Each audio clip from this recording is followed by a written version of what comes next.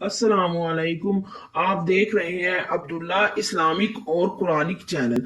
عبداللہ Islamic اور Quranic channel میں آج ہم قرآن پاک کے پارہ نمبر 3 کے حوالے سے بات کرتے ہیں۔ پارہ نمبر 3 کا نام تلکر رسول ہے۔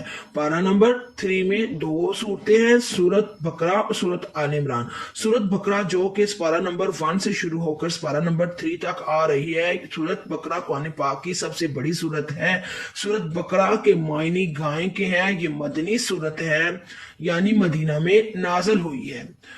آل عمران کے معنی، سورت آل عمران کے معنی عمران کی اولاد ہے، یہ مدنی سورت ہے، یعنی مدینہ میں نازل ہوئی ہے۔